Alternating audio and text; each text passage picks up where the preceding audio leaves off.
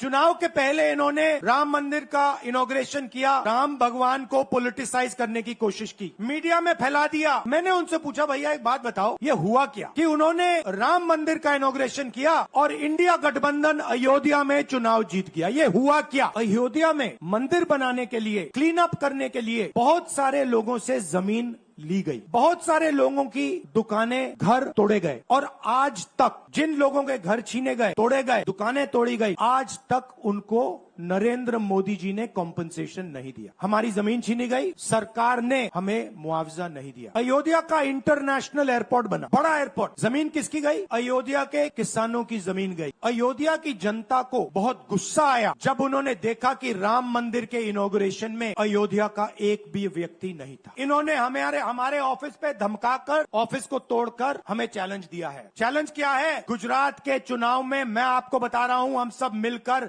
इनको गुजरात में हराने जा रहे हैं। जो हमने कहा, और लिख के ले लो, कांग्रेस पार्टी की जो आत्मा है वो गुजरात के चुनाव में लड़ेगी और नरेंद्र मोदी और बीजेपी को गुजरात में, जैसे हमने अयोध्या में हराया है, वैसे ही हम गुजरात में इनको हराने जा रहे हैं। कौन हराएगा? हमारे लीडर हराएंगे, हमारे बब्बर शेठ टाइगर हराएंगे।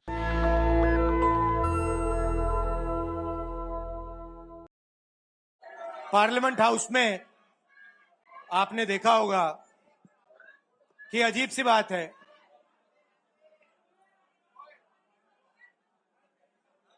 बीजेपी की जो पूरी मूवमेंट थी,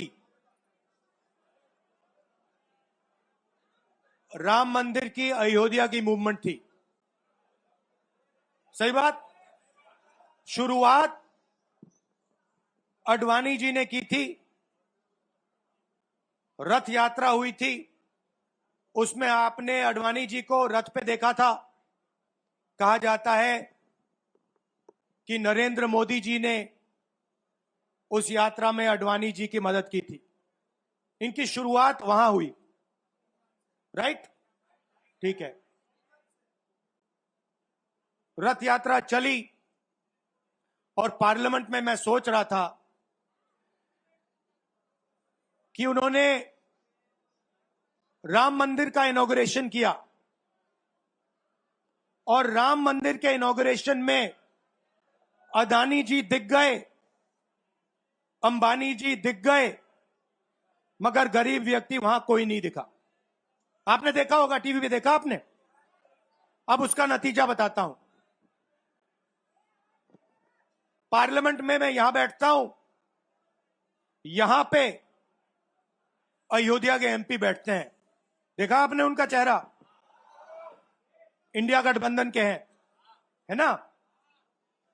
मैंने उनसे पूछा कि भैया आप मुझे एक बात समझाओ, ये बीजेपी ने अपनी पूरी पॉलिटिक्स अयोध्या की पॉलिटिक्स थी। चुनाव के पहले इन्होंने राम मंदिर का इनॉग्रेशन किया, राम भगवान को पॉलिटिसाइज करने की कोशिश की, मीडिया में फैला दिया।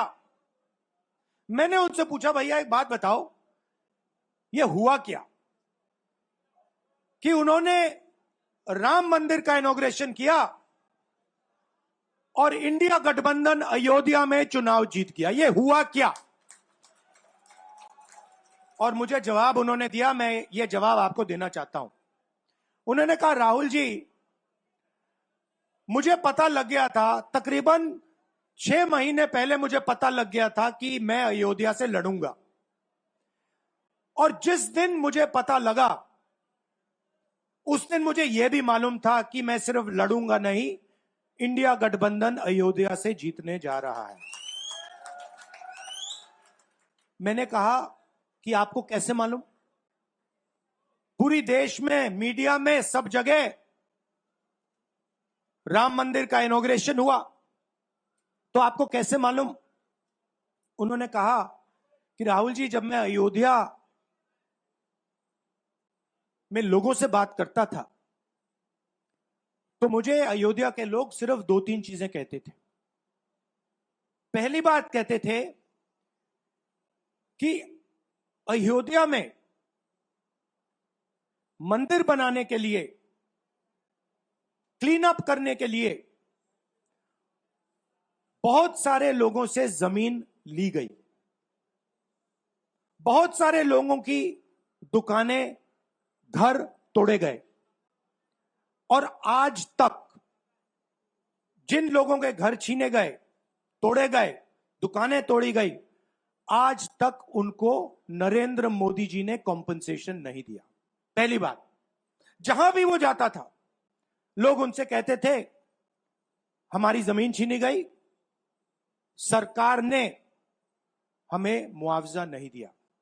दूसरी बात, अयोध्या का इंटरनेशनल एयरपोर्ट बना, बड़ा एयरपोर्ट, जमीन किसकी गई? अयोध्या के किसानों की जमीन गई। आज तक उनको सही मुआवजा नहीं मिला। और तीसरी बात इन्होंने बताई मुझे, तीसरी बात राहुल जी, अयोध्या की जनता को बहुत गुस्सा आया जब उन्होंने देखा कि राम मंदिर के इनॉग्रेशन में अयोध्या का एक भी व्यक्ति नहीं था। यह कारण थे। मगर मैं आपको यह कहानी क्यों बता रहा हूं? क्योंकि जो मूवमेंट अडवाणी जी ने चालू की थी, उस मूवमेंट को, जो जिसका सेंटर अयोध्या था, उस मूवमेंट को इंडिया गठबंधन ने अयोध्या में हरा दिया है। बहुत बड़ी बात कह रहा हूं। मतलब इनका पूरा जो सेंटर था, वहां पे हमने, आप जैसे कार्यकर्ताओं ने, कांग्रेस पार्टी के कार्यकर्ताओं ने, और आप जाके पूछिए वहां पे समाजवादी पार्टी के किसी भी नेता से पूछ लीजिए, और वो आपको बताएगा कि कांग्रेस पार्टी का कार्यकर्ता बब्बर शेर जैसे हमारे साथ खड़ा हो गया था, 1 इंच पीछे नहीं हटा। तो अयोध्या में कांग्रेस पार्टी ने, इंडिया गठबंधन ने इनको हराया है। तो अगला स्टेप क्या है? अब इन्होंने क्या किया? अच्छा, अंदर की बात बताता हूं। अब यहां आया हूं, परिवार से बात हो रही, तो अंदर की इनसाइड ट्रैक बता देता हूं। इनसाइड ट्रैक है, उसी एमपी ने बताया, राहुल जी यहां पे 3 बार सर्वे हुआ था। नरेंद्र मोदी जी वाराणसी से नहीं लड़ना चाहते थे, नरेंद्र मोदी जी अयोध्या से लड़ना चाहते थे। उनके सर्वेयर आए, 3 बार आए, नरेंद्र मोदी जी आए, और सर्वेयर ने उनको कह दिया, नरेंद्र मोदी जी अगर आप अयोध्या से लड़ेंगे, आप अयोध्या में हारेंगे, आप अयोध्या में मत लड़िए, क्योंकि अगर आप लड़ गए, आपका राजनीतिक करियर अयोध्या में खत्म हो जाएगा। इसलिए अयोध्या से नहीं लड़े, वाराणसी से लड़े। और वाराणसी में हमने 1-2 छोटी गलती कर दी, नहीं तो वहां उनको निपट लेते। मतलब आप देखिए, अयोध्या में उन्हीं के लोगों ने उनसे कहा कि हारोगे, और काशी में कितने से जीते? 1 लाख वोट से जीते। मतलब जान बचा के निकले हैं। सच्चाई है। जैसे मैंने पार्लियामेंट हाउस में कहा, हमारा काम, ये जो लगा रखा है मैंने आज, ये जो चिन्ह लगा रखा है, इसको क्या कहते हैं? अभय मुद्रा कहते हैं। ये आपका चिन्ह है, इसको भूलो मत। आप आज वापस जाओगे, अलग अलग धर्म के लोग हो आप, हर धर्म में यह चिन्ह आपको दिखाई देगा। गुरु नानक जी की फोटो देखिए, महावीर की देखिए, बुद्धा की देखिए। इस्लाम में भी, जैसे मैंने पार्लियामेंट में कहा, दुआ मांगी जाती है, दोनों हाथ से ऐसे मांगी जाती है। आप शिव जी की फोटो देखिए, उसमें आपको यह दिखाई देगा। और इसका मतलब है डरो मत, डराओ मत। और मैं आपसे यहां कहने आया हूं, इन्होंने आपके ऑफिस पे, आपके कार्यकर्ताओं पर आक्रमण किया है। अब आपको डरना नहीं है, डराना नहीं है। इन्होंने हमारे हमारे ऑफिस पे धमकाकर, ऑफिस को तोड़कर हमें चैलेंज दिया है। चैलेंज क्या है? गुजरात के चुनाव में मैं आपको बता रहा हूं, हम सब मिलकर इनको गुजरात में हराने जा रहे हैं।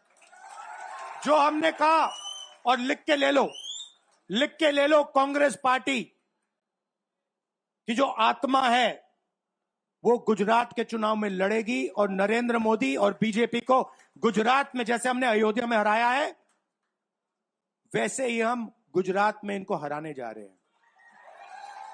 कौन हराएगा? हमारे लीडर हराएंगे, हमारे बब्बर शेठ टाइगर हराएंगे। आपको, आप देख रहे हो, मैं बता रहा हूं आपको, देखो 50% आप में से लोग, 50%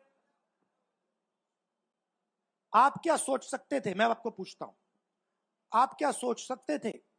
चुनाव से पहले आप सोच सकते थे कि अयोध्या में बीजेपी हारेगी ना?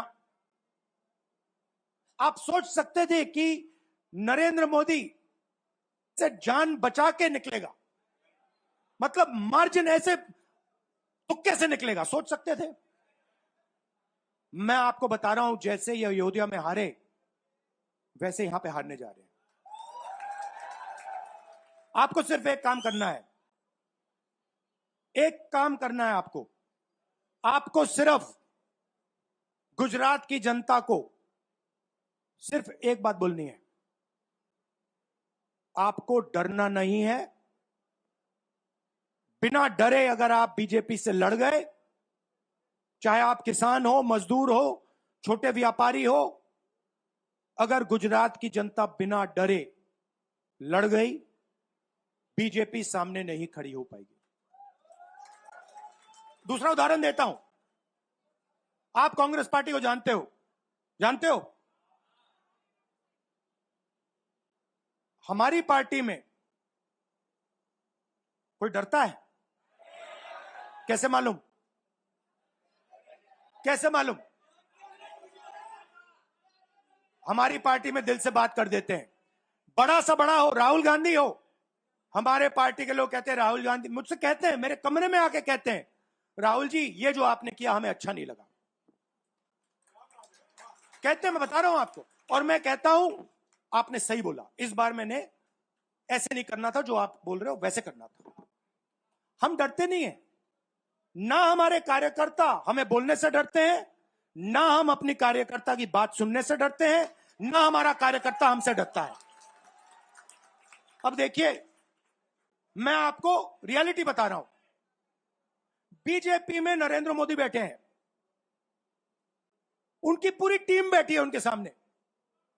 मैं आपको इंटरनल बात बता रहा हूं, उनमें से कोई नरेंद्र मोदी को नहीं चाहता, मगर कोई नहीं चाहता, मतलब पूरी लीडरशिप टीम देख लो आगे बैठी है। मैं बता रहा हूं आपको, अंदर की बात बता रहा हूं, इनसाइड ट्रैक दे रहा हूं, कोई नहीं चाहता, मगर दम नहीं है, डरते हैं।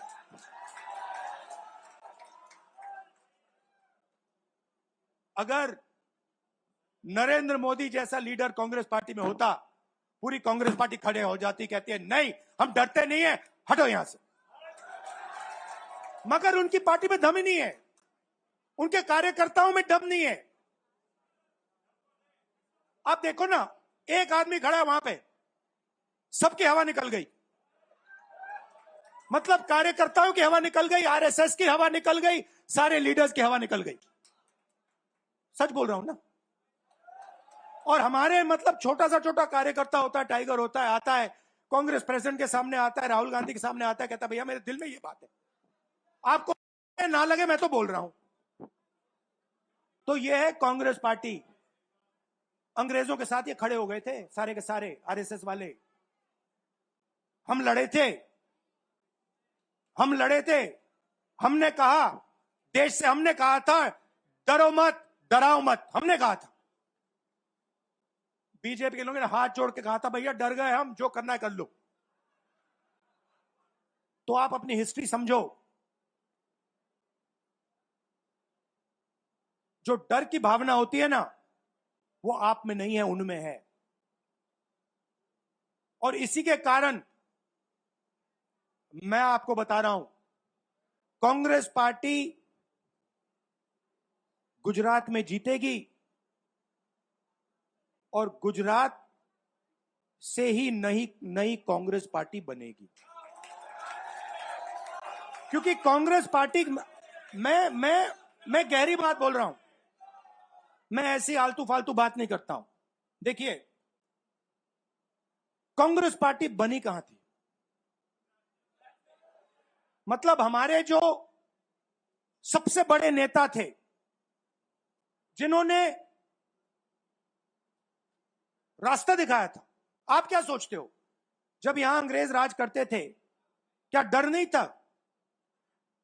गुजरात के व्यक्ति ने कहा था, महात्मा गांधी ने देश को कहा कि देखो, डरो मत, डराओ मत। और आग गुजरात से शुरू हुई थी। और आज अगर कांग्रेस पार्टी है, तो वो पार्टी, वो भावना, वो सोच गुजरात से शुरू हुई थी। इसीलिए जब इन्होंने हमारा ऑफिस तोड़ा, मैंने सोचा भैया मौका मिल गया, अब हम इनको सबक सिखाएंगे। जैसे इन्होंने हमारा ऑफिस तोड़ा, वैसे ही हम उनकी सरकार को तोड़ने जा रहे हैं। अच्छा, अब मैंने डरो मत की बात करी, मगर एक शिकायत भी है। एक शिकायत भी है। यह भी नहीं है कि कांग्रेस पार्टी गुजरात में कमियां नहीं है, ये कहना पड़ेगा, कहना पड़ेगा। कमी क्या है?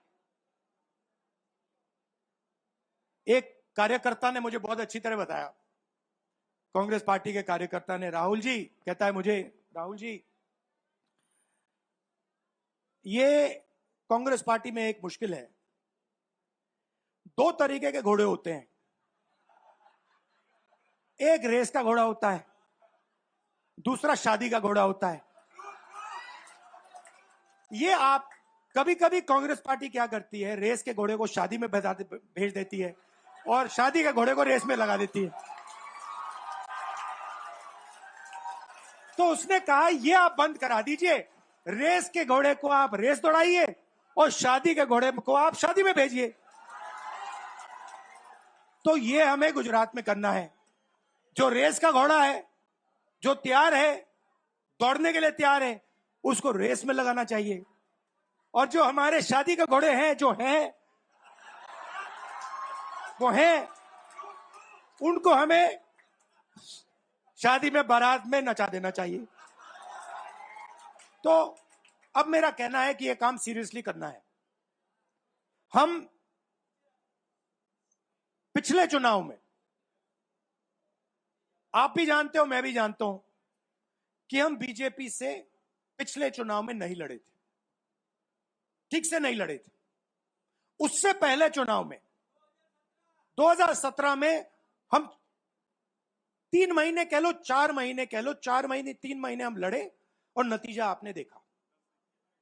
आपने देखा, गुजरात के सीनियर नेताओं ने मुझे बस में कहा, मैं बता रहा हूं आपको इनसाइड ट्रैक, मुझे बस में कहा कि राहुल जी, गुजरात में हमें 40 सीटें मिलेंगी।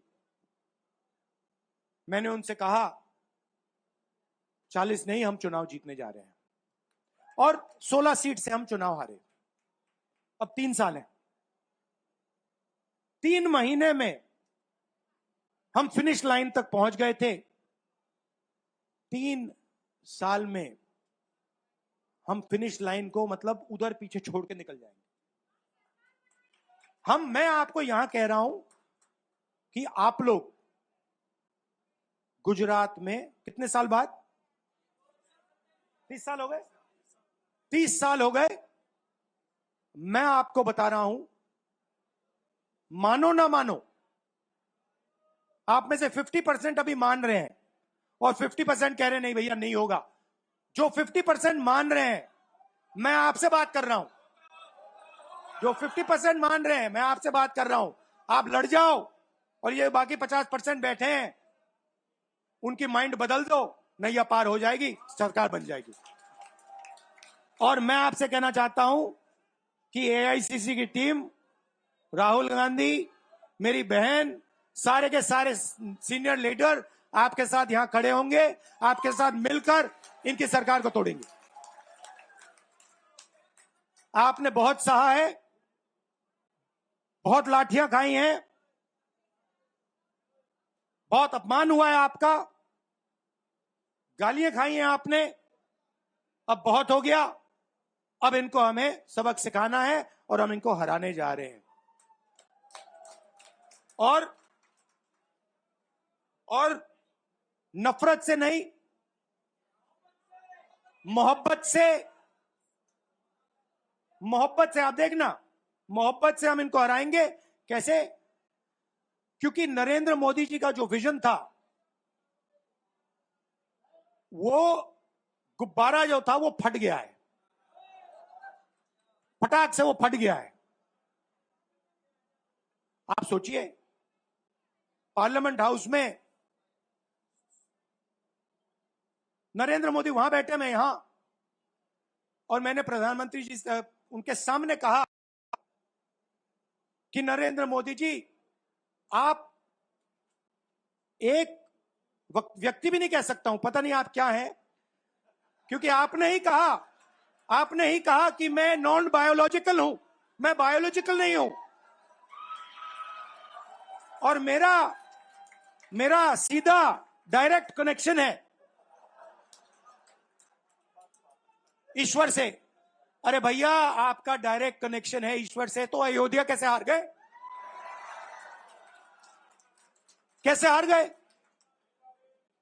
तो हमारे प्रधानमंत्री सोचते हैं कि बाकी सब लोग बायोलॉजिकल, गुजरात की जनता बायोलॉजिकल, गांधी जी बायोलॉजिकल,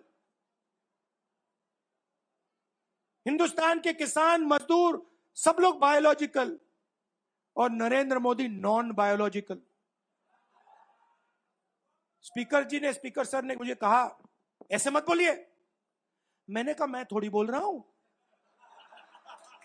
ये तो प्रधानमंत्री बोल रहे थे, मैं तो उनकी बात कर रहा हूं। स्पीकर बिल्कुल चुप हो गए। बात तो सही है, बात तो सही है, ये राहुल गांधी के शब्द थोड़ी है, ये तो हिंदुस्तान के प्रधानमंत्री के शब्द हैं, नॉन बायोलॉजिकल। अब सोचिए, वो व्यक्ति जो अपने आप को नॉन बायोलॉजिकल समझता है और देश की जनता को बायोलॉजिकल समझता है, कि मतलब मैं यहां और बाकी जनता वहां, वो गुजरात को विजन कैसे दे सकता है? जो किसानों का दर्द नहीं समझ सकता, मजदूरों का दर्द नहीं समझ सकता, डायमंड इंडस्ट्री में जो काम करते हैं उनका दर्द नहीं समझ सकता, नॉन बायोलॉजिकल व्यक्ति वो गुजरात को कैसे रास्ता दिखा सकता है? नहीं दिखा सकता। तो अब आपका काम है गुजरात को विजन देना, गुजरात के युवाओं को, किसानों को, मजदूरों को, माताओं बहनों को विजन देना कि भैया हम आपके लिए ये करने जा रहे हैं।